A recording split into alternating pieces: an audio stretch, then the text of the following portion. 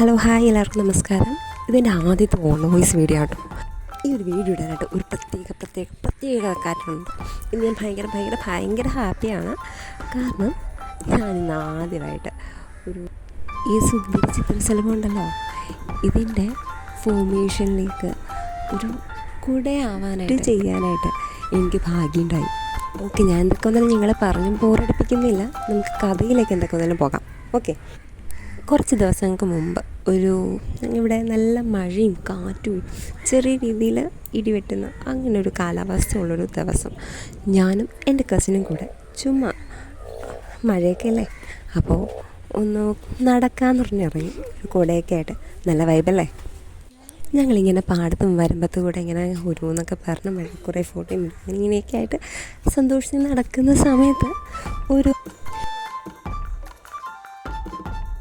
നമുക്കൊരു ചെടിയിൽ നിന്ന് ഇതിൻ്റെ പുഴുവായിട്ടുള്ളത് ആ ഒരു ഫോം അത് നമുക്ക് കിട്ടുകയാണ്.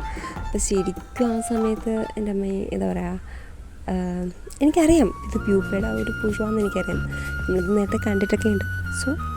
പക്ഷേ ഇത് മഴയെ കൊണ്ടുമ്പോഴത്തേക്കും നശിച്ചു പോകും. അതേ ഇലയോടെ തന്നെ ഞങ്ങളങ്ങ് പൊക്കി അത് വീട്ടിൽ കൊണ്ടുവന്നു. പക്ഷെ വീട്ടിൽ കൊണ്ടുവന്നപ്പോഴത്തേക്കും ഞാൻ ഇങ്ങനെ പ്രൊട്ടക്റ്റ് ചെയ്യും.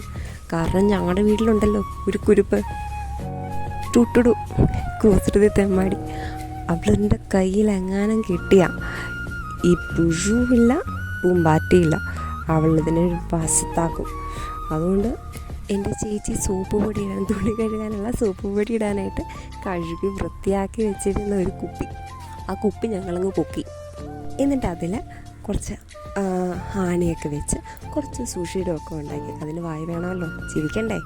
ഓക്കെ, അപ്പോൾ അതിന് വേണ്ടിയിട്ട് കുറച്ച് സുഷിയുടെയൊക്കെ ഉണ്ടാക്കി ഞങ്ങളതിന് ആ ഇലയോടെ തന്നെ അതിൻ്റെ അകത്തിട്ട് അങ്ങ് വീട്ടിൽ ഭദ്രമായിട്ട് വെച്ചു. എന്നാലും പേടിയുണ്ടായിരുന്നു ചത്തുപോകുമെന്ന്. പിറ്റേ ദിവസം ഞാൻ രാവിലെ എണ്ണീട്ട് ഉടനെ ആദ്യം വന്ന് നോക്കിയത് പുള്ളിയാണ്. അപ്പോൾ അനങ്ങുന്നില്ല. ശരിക്കൊരു പേടിയായിട്ടോ.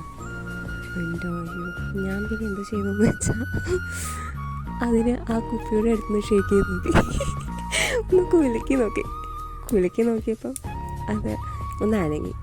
പാവത് ഉറങ്ങായിരുന്നോ. എനിക്കെന്തോ സമാധാനമായി, ജീവനുണ്ട് ചത്തിട്ടില്ല. പക്ഷേ ആശാൻ എണ്ണീറ്റത് തുടങ്ങിയില്ലേതീറ്റാ, നിർത്തണില്ല. തീരാറായി. പിന്നെ ഞാൻ ആ മഴയത്ത് വീണ്ടും ഇതിനൊരു കുഴപ്പമുണ്ട് എന്ന് വെച്ചാൽ, ഇതിന് ഏത് ഇലയാണോ ഏതെന്നാണോ നമ്മൾ കിട്ടുന്നത് ആ ഇല മാത്രമേ ഇവർക്ക് കൊടുക്കാൻ പാടുള്ളൂ. ഓക്കെ, അല്ലാതെ വേറൊരു ഇല ഇത് കഴിക്കില്ല. അപ്പോൾ വീണ്ടും എനിക്ക് പാടത്തോട്ട് ഓടേണ്ടി വന്നു ഈ മഴയത്ത്. ഇവളൊരു കുംഭകർണിനെ പോലെയാണ്. ഉറക്കം കഴിഞ്ഞാൽ അപ്പം തുടങ്ങും തീറ്റ, ഉറങ്ങണ വരെയും പിന്നെ അങ്ങോട്ട് തീറ്റി തന്നെയാണ്. അപ്പം എല്ലാ ദിവസവും ഓരോരോ ഇല വെച്ച് ഇങ്ങനെ വേണ്ടി വന്നു.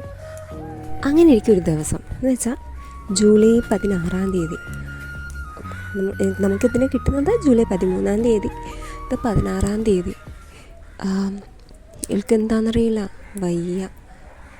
അപ്പോൾ ചെറിയൊരു പേടിയായി.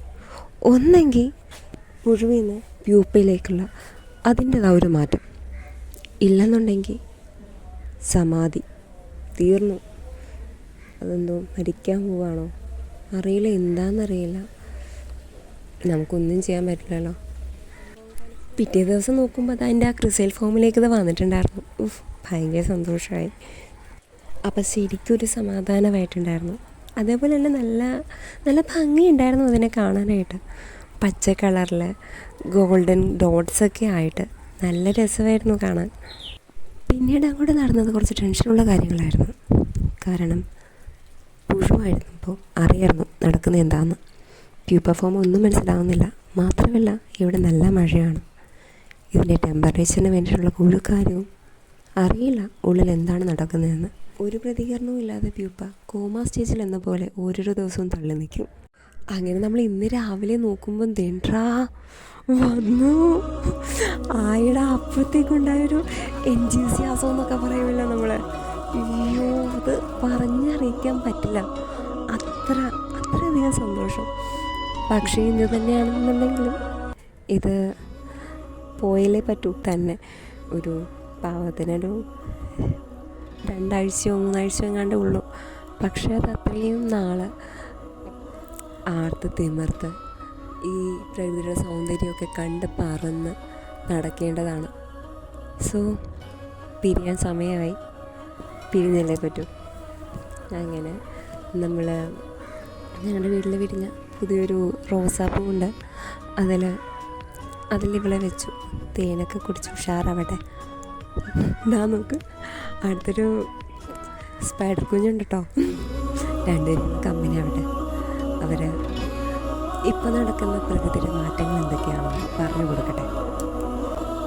അങ്ങനെ നമ്മൾ അവസാനമായിട്ട് ഒരു ഉമ്മയൊക്കെ കൊടുത്ത് നമ്മളവളെ സന്തോഷത്തിൻ്റെ ആ ഒരു നാളിലേക്ക് നമ്മളെ പറത്തി വിടാനുള്ള ഒരുക്കമാണ്. അങ്ങനെ നമ്മളവിടെ റോസയുടെ അവിടെ തന്നെ വെച്ചു. റോസാപ്പൂവിൽ തന്നെ അവളെ നമ്മൾ ഉപേക്ഷിക്കുകയല്ല, ഒരു പുതിയൊരു ഇടത്തേക്കുള്ള ഒരു മാർഗത നിർദ്ദേശിച്ചു കൊടുക്കുകയാണ്. അത് പറക്കട്ടെ. ഒരു ഉച്ചവരോളം അവൾ ഇവിടെ തന്നെ ഉണ്ടായിരുന്നു. അതിനിടയ്ക്ക് കുറേ മറ്റ് ചിത്രശലഭങ്ങൾ വന്നു അവളെ കാണാനായിട്ട്, സംസാരിക്കാനായി, കൂട്ടുകൂടാനായിട്ട്. അവരങ്ങനെ എത്തി, എന്തൊക്കെയോ പറഞ്ഞു, കൂട്ടുകൂടി, സന്തോഷമായി.